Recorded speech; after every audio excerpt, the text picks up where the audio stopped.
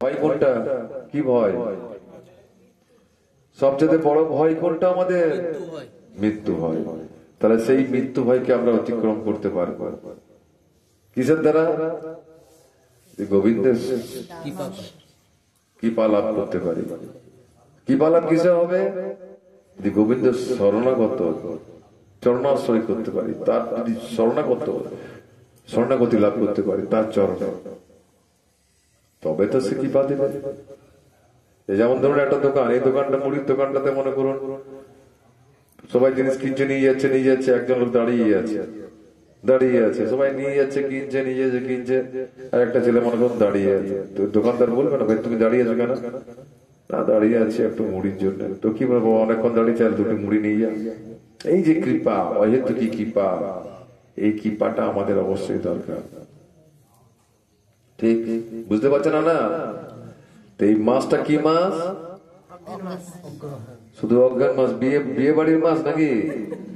না, এই মাসটা হচ্ছে গীতা জয়ন্তীর মাস। কি মাস? গীতা জয়ন্তী। সামনে আসছে মোক্ষদা একাদশী। কি একাদশী? মোক্ষদা একাদশী। এই একাদশীর দিনেই অর্জুনকে ভগবান এই গীতার জ্ঞান দান করেছিলেন। তাই এই মাসটাতে প্রত্যেক দিন একটা করে শ্লোক আপনাদেরকে পড়া উচিত, একটা করে। তো যদি একটা মহাত্মারা বলছে গীতা ডেলি পড়া উচিত, তো ডেলি যদি একটা করে শ্লোক আমরা পড়ি, অবশ্যই কিন্তু আমরা ভগবত ধাম লাভ করতে পারবো। কিন্তু আমরা সেটা করছি না। পড়ছো তুমি, ডেলি পড়ো, ঠিক। যাই হোক, তুমি পড়ো, বাচ্চাটা কিন্তু পড়ানো চলবে না এখন, সেটাকে লেখাপড়া শিখতে হবে। জব করিয়ে নেবেন, এরপর ওকে বলো তুমি পড়াশোনা করো। আপনারা কি গীতা পড়েন? কেউ পড়েন? মায়েরা কেউ না? ভাল লাগে না পড়তে পারেন? কারা কারা কাঁকড়া বিছের কামড় খেয়েছেন বলো? কাঁকড়া বিছের কামড় খেয়েছেন? কেউ খেয়েছেন না? খান নাই? কেউ খান নাই? খেয়েছে গো? আপনিও খেয়েছেন? কেমন জ্বলন গো? হ্যাঁ, ওটা ছোট বাচ্চা ছিল, যারা বুড়ো কামড় খান নাই কেন? গোটা গা জড় হয়ে গেছিল? আচ্ছা আচ্ছা আচ্ছা, কেন? একটা বিছের কামড়ে গোটা গ্রামকে জড়ো করে দিয়েছিল, এত কান্না কে কিনেছে। তো যদি 40,000 বিছের কামড় থাকে, তাহলে কেমন জ্বলন হবে? যখন আমাদের জীবন আমাদের শরীর থেকে যায়, আত্মা যখন শরীর থেকে বেরিয়ে যায়, তখন ওই ব্যথাটা, ওই জ্বলনটা আমাদের হয়। ভগবান বলছে স্বল্পমপি অশ্ব ধর্মস্য ত্রায়তে মহাত ভয়াৎ। তোর এই ভয় থাকবে দরকার নাই। ভগবান বলছেন গীতাতে, ভয় কিরে তোর, আমি আছি, করবো অসীম সাগর পার। সাগর পার করে দেবো আমি সাগর পার করে দেবো। ভক্তি যোগে বলছে এখানে। কি বলছে ভক্তি যোগে? দেখতেই পাচ্ছি না এটাতে রে। বলছে ভালো করে শ্রবণ করো, ভক্তি যোগে 6-7 বার করুন, তাড়াতাড়ি বার করুন। ভক্তি যোগ 6-7 শ্লোক। যেতু সর্বাণি কর্মণি মই সংন্যস্য মৎপরঃ। যেতু সর্বাণি কর্মণি মই সংন্যস্য মৎপরা অনন্যেন ইব যোগেন মাম ধ্যায়ন্তু উপাসতে। ভালো করে শ্রবণ করুন। পেয়েছেন কি না? উত্তম পেয়েছ? 6-7 বার করো।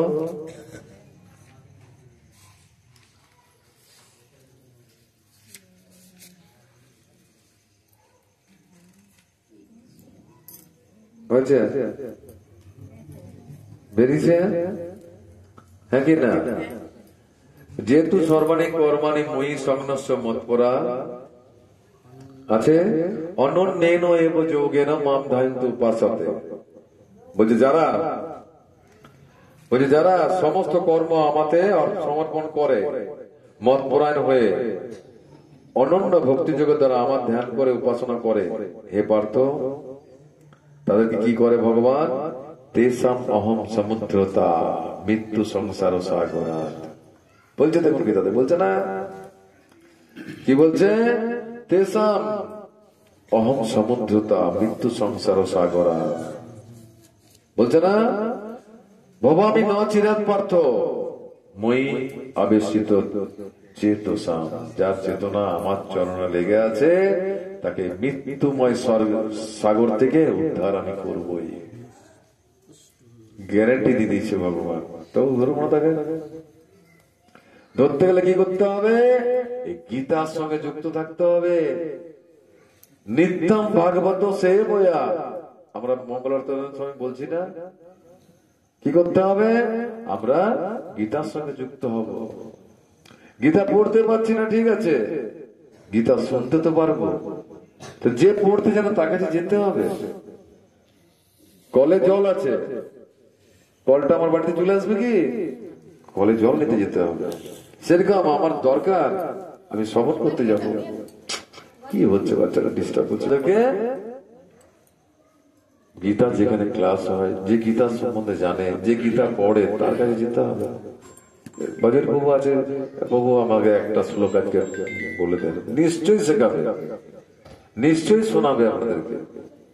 আপনারা আসুন, ক্লাস হচ্ছে 6টার থেকে, আপনারা আসছেন 7টার সময়। কি করে হবে বলুন? আর যারা মনে করেন শুনুন যে আমরা নিত্যম ভাগবত কিংবা গীতার সঙ্গে যুক্ত থাকবো, কারণ গীতা জয়ন্তী মাস, গীতা আমরা শ্রবণ করব। হ্যাঁ, তাই কি বললো আগের শ্লোকটাতে আমাদের? সাংখ্যযোগের 40 নম্বর শ্লোক, ন ইয় বিক্রম নাশে অস্তি প্রত্যবায় ন বিদ্যতে স্বল্পমুখী অস্য ধর্মস্য প্রায়তে মহত ভয়াৎ। তাহলে আমাদের ভগবান বলছে যারা একটুখানি আমাকে ভালোবাসার চেষ্টা করে, না ইহ বিক্রম নাশ অস্তি প্রত্যবায় ন বিদ্যতে, হ্রাস হবে না যদি ভক্তি করেন তার জন্য। তাকে যদি ভালোবাসার চেষ্টা করি তাহলে কি হবে? ওটা আমার চিরকালের জন্য থেকে যাবে, তার ক্ষয় হবে না, তার ক্ষয় নেই। কারণ ভগবানের একটা নিয়ম আছে, ভগবান কারো ক্ষতি করেন কোনদিন, জানেই না ক্ষতি করতে। কিন্তু যদি কোনো দেব দেবীর আপনি পুজো অর্চা করেন, তাকে যদি টাইমে কিছু না দেন, কিন্তু আপনাকে মেরে ফেলবে দরকার পড়লে। তার প্রমাণ আমাদের কাছে আছে, আছে না? কে আছে প্রমাণ? ইন্দ্র বৃন্দাবনে, হ্যাঁ, তিনি পূজিত হচ্ছিলেন। যে বছর পূজা বন্ধ হয়ে গেল, সেই বছর কি হয়ে গেল? বন্যায় বন্যা, বন্যায় বন্যা।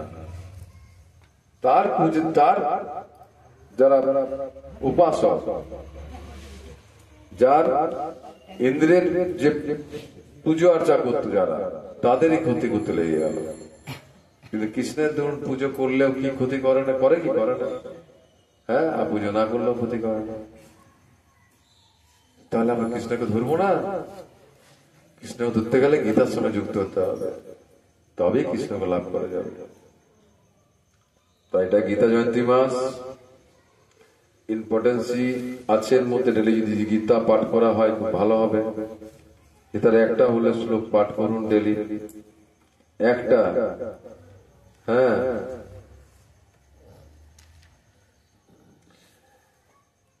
এটা আমরা সব জায়গায় বলছি। তাও এই মুখ্যদা একাদশীর দিনে অর্জুনকে ভগবান গীতা দান করেছিল, জ্ঞান দান করেছিলেন। তো বলছে গীতাটা কেমন? 4টি গ-কে ধরে রাখতে হবে আমাদেরকে। গীতা সঙ্গে আরো 3টে আছে, 4টি গ-কে আমাদেরকে ধরে চলতে হবে। কি কি? গীতা গঙ্গা চ গায়ত্রী গোবিন্দ হৃদি সংস্থিত চতুর্গকার স্বয়ং গাদ পুনর্জন্ম ন বিদ্যতে। দেখুন কেমন সুন্দর মহাত্মারা বলছেন। কি বলছেন? গীতা গঙ্গা চ গায়ত্রী গোবিন্দ হৃদি সংস্থিত চতুর্গকার স্বয়ং গাদ পুনর্জন্ম ন বিদ্যতে। যদি আমরা চারটিকে ধরে রাখার চেষ্টা করি, অবশ্যই বৈকুণ্ঠ লাভ আমাদের হবে। চারটি কি কি? গীতা, গঙ্গা, গায়ত্রী আর গোবিন্দ। তো গীতা, গঙ্গা, গায়ত্রী। গায়ত্রীটা ক্রিটিক্যাল, অনেক ব্যাপার থাকে। শুদ্ধ রাখতে হবে, আচমন করতে হবে, পবিত্র স্থানে বসতে হবে, তারপর আপনি গায়ত্রী করবেন, গোবিন্দ খুশি হবে। আর কে? গোবিন্দ। লাস্টে কে আছে? গোবিন্দ। যদি গোবিন্দকে পেতে চান, গোবিন্দকে চাই তো নাকি সবারই? কি প্রত্যেকে চাই? তো গোবিন্দকে যদি পাওয়ার চেষ্টা থাকে, তাহলে গীতার সঙ্গে যুক্ত হতে হবে। একে একে গোবিন্দকে পাওয়া যাবে না যদি গীতার সঙ্গে না থাকে। আর যদি গীতার সঙ্গে থাকে, গোবিন্দ কিন্তু পাওয়া যাবে। কোনটা করবেন? হ্যাঁ, যদি গোবিন্দের সঙ্গে থাকার চেষ্টা, পাওয়ার চেষ্টা থাকে, গোবিন্দকে ডাকলে পাবেন না। যদি গীতার সঙ্গে থাকেন, গোবিন্দকে পাওয়া যাবে। কোনটা করবেন? তাহলে গীতাকে চাই। তাহলে গীতা, গঙ্গা চ গায়ত্রী, গোবিন্দ হৃদি সংস্থিত চতুর্গকার স্বয়ং গাদ পুনর্জন্ম ন বিদ্যতে। এই চারটি গকে যদি আমরা ঠিক মতো ধরে রাখতে পারি, তাহলে পুনর্জন্ম হবে না। পুনর্জন্ম আর আমাদের এখানে পাঠাবে না ভগবান। কোথায় থাকবো আমরা? গোলকে।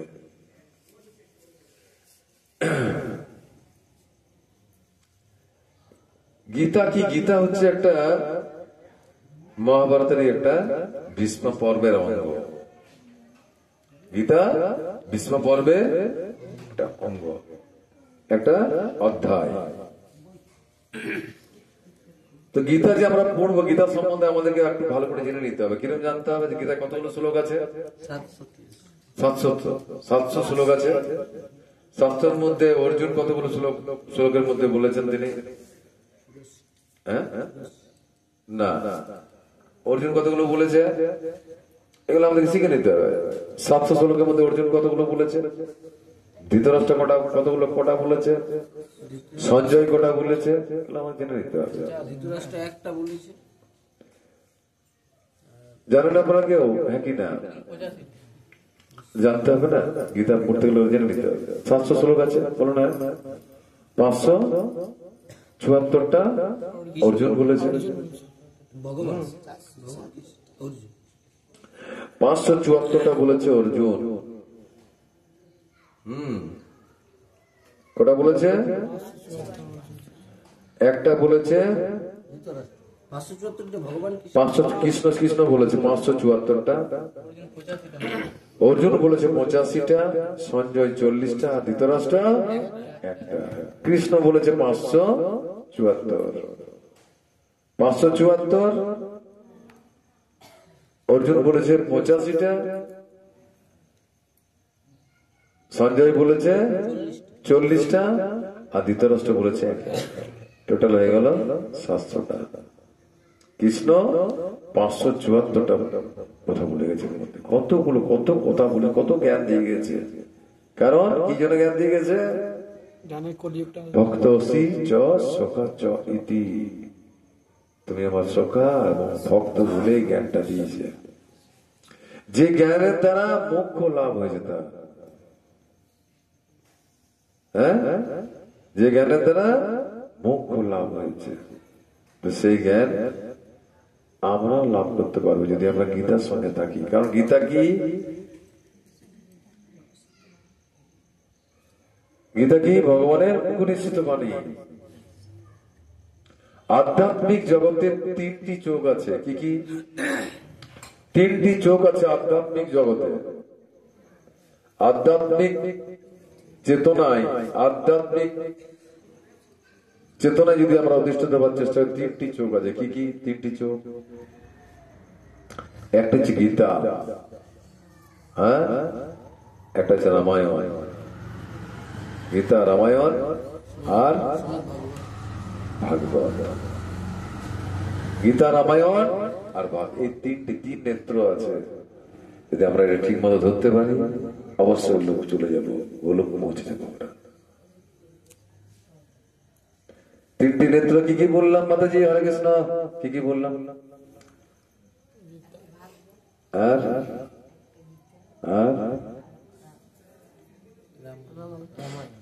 রামায়ণ। এই তিনটে যদি আমরা ভালো করে শ্রবণ করি, অবশ্যই কিন্তু কৃষ্ণ ভক্তি আমাদের হবেই এবং গোলক পর্যন্ত পৌঁছে যাব। আর কি বলছে?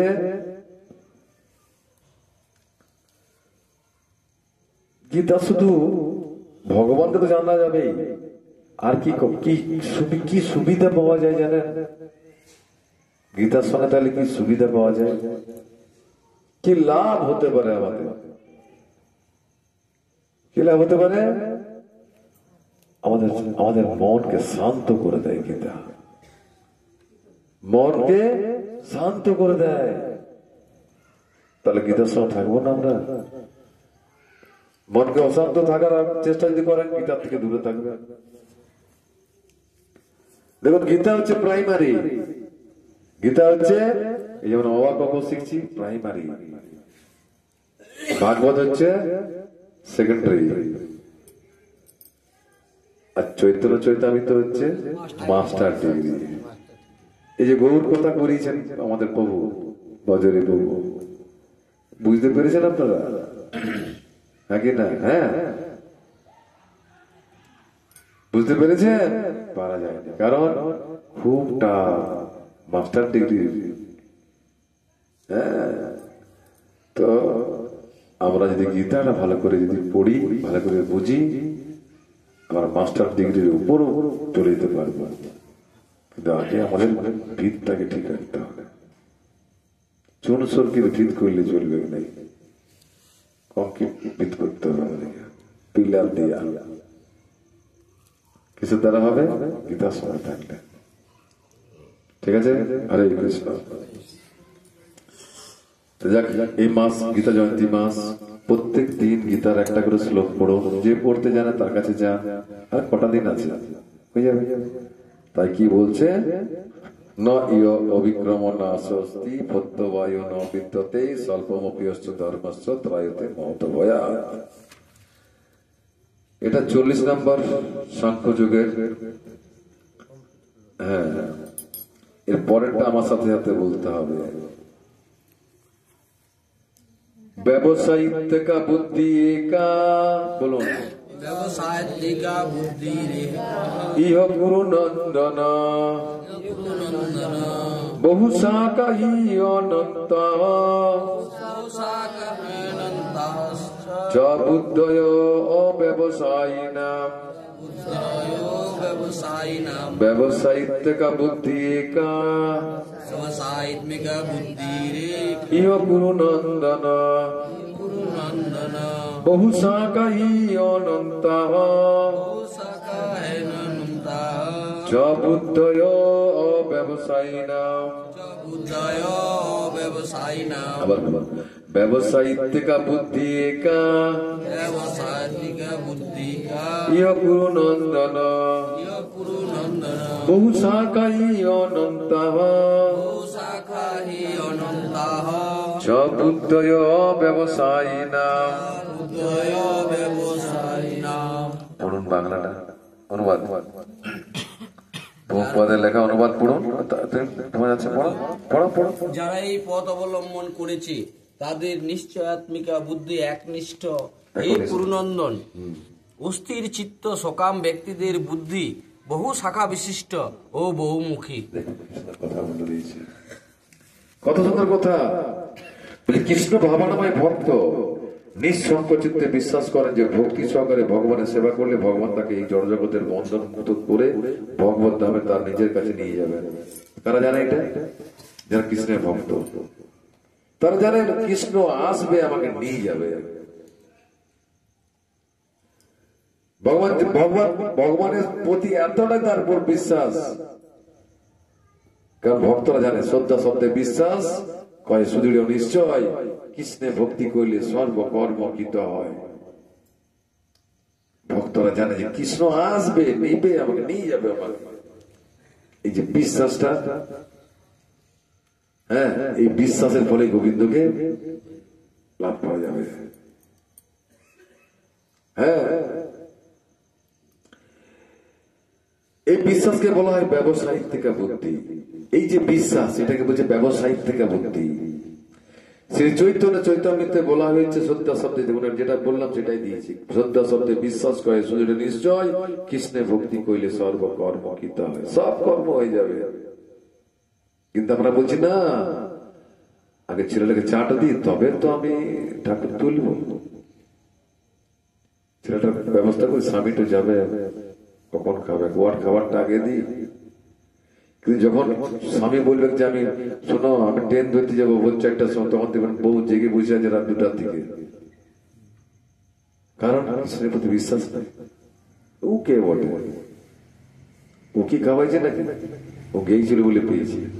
এই যে বিশ্বাস নাই, তার ফলে কষ্ট আমাদের বারবার পাঠাচ্ছে ভগবান।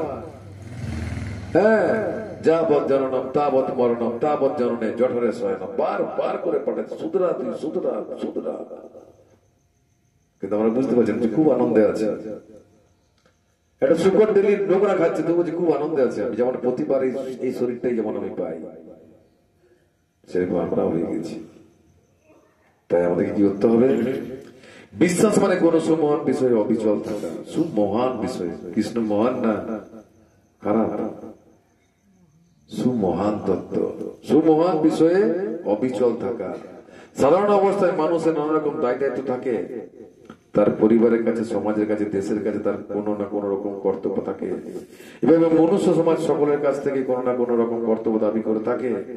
আর মানুষও তার পূর্বকৃত ভালো মন্দ কর্মের ফল অনুসারে জীবন অতিবাহিত করতে থাকে। কিন্তু যখন মানুষ ভগবত সেবায় নিজেকে উৎসর্গ করে, তখন আর তার কোন সৎ কর্ম, তাকে সৎ কর্ম করে শুভ ফল লাভের প্রয়াসী হতে হয় না।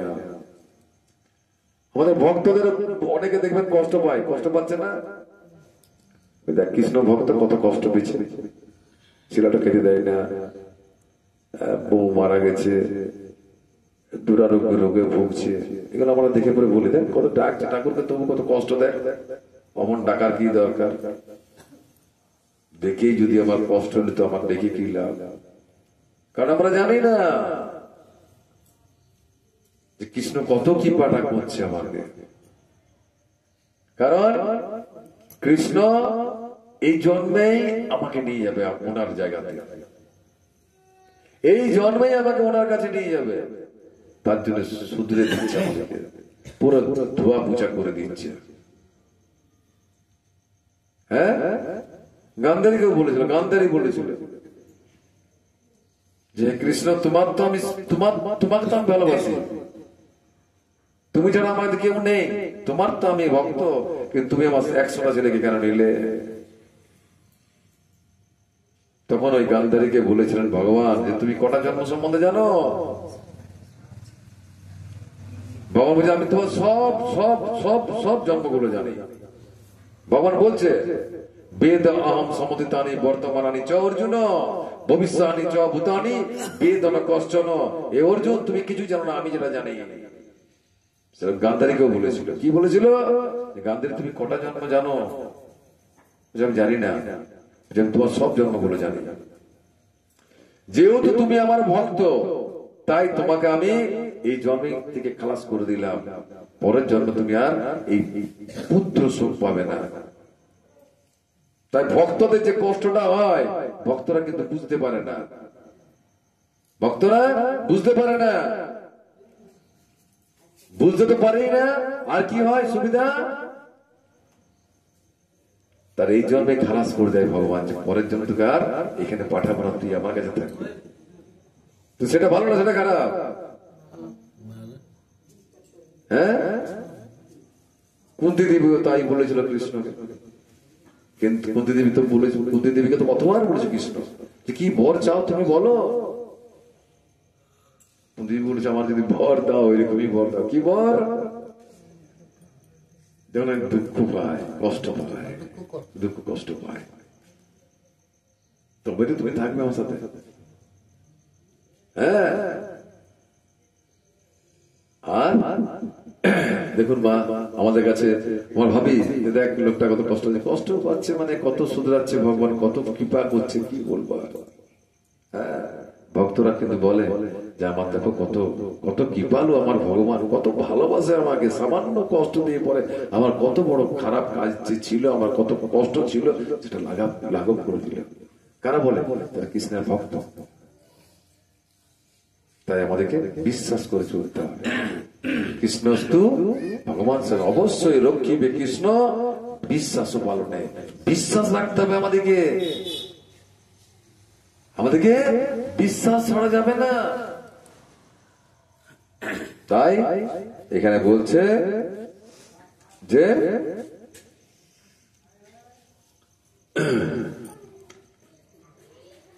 আর মানুষও তার পূর্বকৃত ভালো মন্দ কর্মের ফল অনুসারে জীবন অতিবাহিত করতে থাকে, কিন্তু যখন মানুষ ভগবত সেবা নিজেকে উৎসর্গ করে তখন আর তাকে সৎকর্ম করে শুভ ফল লাভের প্রত্যাশী হতে হয় না, অথবা অসৎ কর্ম করে তার অশুভ ফল ভোগ করার ভয়ে ভীত হতে হয় না। কারণ ভগবত সেবা হচ্ছে অপ্রাকৃত সেবা। কি সেবা? কৃষ্ণের ঘরটা একটু মুছে দেন, সেটা জড় সেবা নয়। কৃষ্ণের যদি নামে কাউকে ডেকে পরে বোস করাতে পারেন, সেটাও একটা সেবা। কৃষ্ণের জন্য যদি একটা মালাও গেঁথে দেন, সেটাও একটা সেবা। সেটা কিন্তু অপ্রাকৃত, তার আলাদা আনন্দ। কিন্তু আমার কোন কুটুম বাটুমকে ডাকলেন আর বাজে বাজে জিনিসপত্র খাওয়ালেন যেগুলো কৃষ্ণ চাই না, সেটা জড়, সেটা জড় সেবা, সেটা তো আনন্দ নাই। কিন্তু কৃষ্ণের জন্য যদি কিছু করেন সেটা কিন্তু চিন্ময় আনন্দ। তাই কি বলছে? কারণ ভগবত সেবা হচ্ছে অপ্রাকৃত কর্ম, তা ভালো মন্দ শুভ অশুভ এইসব দ্বন্দ্বের অতীত। ভক্তি যুগের সর্বোচ্চ স্তরে উপনীত হলে জড় জগতের সঙ্গে আর কোন সম্পর্ক থাকে না। যেমন ভজরি বহুর হয়ে গেছে, ভজরি বহুরা জড় জগতের পরের ইচ্ছা নাই, খালি ভাগবত কথা ভাগবত করাবো, খালি চিন্ময় আনন্দ লাভ করতে চাইছে। একেই বলে বৈরাগ্য, এটাকেই বলছে বৈরাগ্য। আর কি বলছে? ভগবত ভক্তির বিকাশ হতে থাকলে ভগবানের কৃপার ফলেই এক সময় এই স্তরে উপনীত হওয়া যায়। যখনই আমরা কৃষ্ণের সঙ্গে থাকতে থাকবো, বিকাশ হতে থাকবে আমাদের, ভগবানের কৃপার ফলে এক সময় এই স্তরে উপনীত হতে পারবো। কৃষ্ণ ভগবানের কোন ব্যক্তির নিশ্চয় থেকে কৃষ্ণ ভক্তির ভিত্তি হচ্ছে জ্ঞান। পরম তত্ত্বজ্ঞান উপলব্ধি করার পরই ভক্ত ভগবানের চরণে নিজেকে সমর্পণ করে। বাসুদেব সর্বমিতি সব মহাত্মা সুদুর্লভ। একজন কৃষ্ণ ভগবানের ব্যক্তি দুর্লভ মহাত্মা, এবং তিনি জ্ঞানের মাধ্যমে বুঝতে পারেন যে বাসুদেব বা শ্রীকৃষ্ণই হচ্ছেন সর্বকারণের মূল কারণ, কারণ তিনি হচ্ছেন সমস্ত কিছুর উৎস। যদি আমরা গাছের গোড়ায় জল দিই, গাছটা এমনি বাড়বে। গাছের ডালে পাড়ে জল দিলে বাড়বে? পাতায় জল দিলে বাড়বে? গাছের গোড়াতে জল দিতে হবে।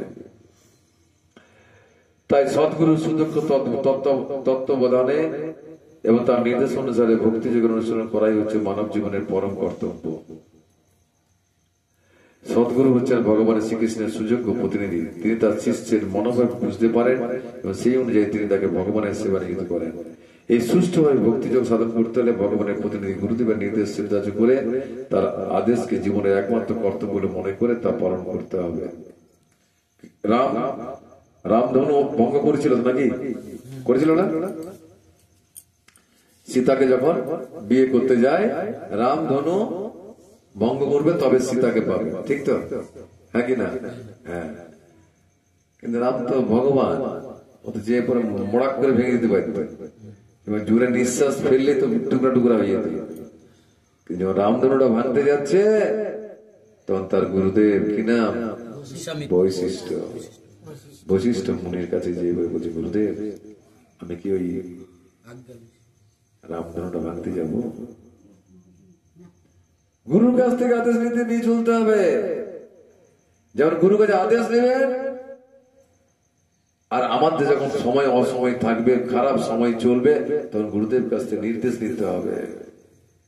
গুরুদেব, দুজনের কাছে আমরা বলতে পারি আমাদের কথা। কার কার কাছে? ভগবান, গুরু আর ভগবানের কাছে যে করে বলতে, ভগবান এরকম আমি পড়ে গেছি, আমাকে কৃপা করো তুমি। অবশ্যই রক্ষিবে কৃষ্ণ। কিন্তু আমরা করি না। ডাক্তার কবিরাজ ছুটে বেড়ায়, এখানে যায় সেখানে যায়, টাকা চিন্তা করি। তাই আমরা ভগবানের আশ্রিত হতে হবে, মা সমর্পণ হতে হবে, সারেন্ডার। হাত তুলছেন এখানে, হাত তুলছেন না, এটা মানে কি সারেন্ডার হয়ে গেছেন আপনি। সারেন্ডারটা হাত তুললে হবে না, কাজ করে দেখাতে হবে। মুখে বলছি হ্যাঁ বউ আছি, কিন্তু না, থাকতে হবে। হ্যাঁ, তাই এখন বলেন ভোরবেলায় উঠবো কি করে, শরীরটা ভেঙে গেছে, এই হয়েছে, শরীরে ক্ষতি লাগছে, এই লাগছে, সে লাগছে, কেন বলতে পারেন আপনারা? দুটো জিনিসই দরকার, দুটো জিনিসই ঠিক থাকবে। কৃষ্ণ ভক্তি আমরা করি, শরীরটা ঠিক থাকবে, কৃষ্ণ প্রাপ্তি হবে। যেমন রেল লাইনের ট্রাক দেখেছেন তো, ট্রাক রেল লাইন আছে দুটো, আছে কিনা? দুটো ট্রেন লাইনে চলো তো, ট্রেন কিভাবে চলো? দুটো লাইনের উপরেই তো। হ্যাঁ, তো যখন রেল লাইনে দাঁড়াবে আর দূর থেকে তাকাবে, দেখবে যে পরে একটা জায়গায় একটাই দেখা যাবে, দেখা যায় না? হ্যাঁ কি একটাতে আর দেখা যায়। তো সেরকম যখনই তুমি ওই কৃষ্ণ ভক্তি করবে, তখন তোমার এই জড় শরীরের ব্যবস্থাও কিন্তু ভগবান তার ব্যবস্থা করে দেবে। খালি বিশ্বাস রাখো, চলো। আর কি বলছেন? তাই বিশ্বনাথ চক্রবর্তী ঠাকুর সেই গুরুবাষ্টকে বলেছেন, জৈস্য প্রসাদাৎ ভগবৎ প্রসাদ, জৈস্য প্রসাদান্ন গতি কুতয়োপি, দায়ন্তু বাক্তস্য যচ স্ত্রী সন্ধ্যাম, বন্দে গুরু শ্রী চরণারবিন্দম। হ্যাঁ, গুরুবাষ্টকমে আমরা করেন কি, পাঠ করেন? গুরুদেব সন্তুষ্ট হলে ভগবান সন্তুষ্ট হবে, গুরুদেবকে সন্তুষ্ট না করতে পারলে কখনোই ভগবত ভক্তি লাভ করা যায় না। তাই ত্রিসন্ধ্যায় আমি আমার পরমারাধ্য গুরুদেবের কীর্তি সমূহ ধ্যান করি, স্তব করি এবং তার শ্রী চরণাবিন্দে বন্দনা করি। দেহাত্মবুদ্ধি পরিত্যাগ করে আত্মতত্ত্ব জ্ঞান লাভ করার ফলে ভক্তের হৃদয়ে ভগবত ভক্তির উন্মেষ হয়। তখন তিনি সর্বান্তকরণে ভগবানের সেবায় মতি হন। এই আত্মতত্ত্ব জ্ঞান জানলে কেবল শুদ্ধ ভক্ত হওয়া যায় না, পূর্ণরূপে তার উপলব্ধি ও আচরণ করার মাধ্যমে কেবল শুদ্ধ ভক্তির বিকাশ হয়। যে মানুষের মন চঞ্চল, বুদ্ধি অপরিণত, তার পক্ষে ভগবত ভক্তি সাধন করা সম্ভব নয়। কারণ সে সকাম কর্মের দ্বারা অতিমাত্রায় প্রভাবিত থাকার ফলে সম্পূর্ণ নিষ্কাম ভগবত ভক্তির মর্ম উপলব্ধি করতে পারে না। তার মনটা চঞ্চল কেন? কেন চঞ্চল? এখানে বলছে যে সবসময় নিজের জন্য, যে নিজের জন্য, নিজের সুবিধা, নিজের আনন্দ, নিজেকে আনন্দ পাওয়ার চেষ্টা করে, শরীরের আনন্দ পাওয়ার চেষ্টা করে, দেহের আনন্দ পাওয়ার চেষ্টা করে, সে কখনো ভক্তি লাভ, কৃষ্ণ ভক্তি লাভ করতে পারবে না। বলছে এখানে যে সকল কর্মের দ্বারা অতিমাত্রায় প্রভাবিত, তার নিষ্কাম ভগবত ভক্তির মর্ম উপলব্ধি করা যাবে না, তার সে পারবে না। নিষ্কাম বলতে কোনটাকে বোঝায়? যেটাতে, হ্যাঁ, যেটা কামনা থাকবে না। আমি কৃষ্ণের কাছে এসেছি, কৃষ্ণ কথা শুনতে এসেছি, কোন কামনা নয়। কিন্তু আমরা কি করি? কৃষ্ণের কিছুই করি নাই। কি করি নাই? কৃষ্ণের কিছুই করি নাই। আমি কিছু করেছেন? আমি কিছু করেছেন? কিছুই করি নাই। যে পরে ডিমান্ড করছে আমাকে দিতে হবে, আরে ঠিকাদারি আছে নাকি? বলুন আপনি। বিষ্ণু মন্দির, হে বিষ্ণু দেখবে ছেলেটা যেমন ঠিক থাকে, কেন দেখবে তুই ছেলেটাকে? তুই কি করেছিস ছেলেটাকে? তুই কি করেছিস? হ্যাঁ, একটা মালা ভুল হয়েছে দিয়ে যাইস নাই, এসে ডিমান্ড করছে। যেমন বিয়ে হওয়ার পরের দিন থেকে বউটা বলে ঘরটা আমার, বিয়ে হওয়ার পরের দিন থেকে, ওই তারপর থেকে ওই মালিক দেখলেন, স্বামী স্ত্রী বিয়ে হয়ে গেল, যে শ্বশুর, কেউ বাড়ির শ্বশুর ঘরের লোক বলতে গেল বাপের বাড়ি, তোর ঘরটা, ফ্যানটা আমার রে, ফ্যানটা আমার, তখন নিজের দিতে হবে, সব নিজের হয়ে গেল। সেরকম ভগবান গেল, আর যে বলছে আমাকে এটা দাও, সেটা দাও, এটা দাও, ওইটা দাও, কেন দাও নাই, কিছু দাও নাই, কত অজুহাত তার সাথে। একবার মুখে হরি বলে না। একজন ভক্ত ছিল, একজন ভক্ত দোকান ছিল, একজন অভক্ত ছিল। তো এত অভক্ত, এমন টাইপের অভক্ত চিন্তা করা যায় না। বিড়ি খেত, বিড়ি। তো অনেক রকমের বিড়ি আছে, কি কি বিড়ি? হ্যাঁ, কৃষ্ণ বিড়ি।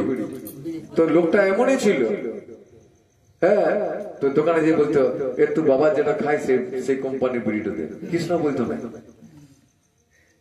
চিন্তা করো, ওই তুই বাবা যেটা খায় ওই কোম্পানির বিড়িটা দে, কৃষ্ণ বলতো না। পুঁটি মাছের পেট তো অনেক টিপে পরে গেলেছেন কিনা? আমিও গেলেছি, আপনারা গেলেছেন জানি না। ভগবান কিন্তু তার চেয়ে আরো কঠিন ভাবে দাঁড়বে তাদেরকে। ওয়েট করুন।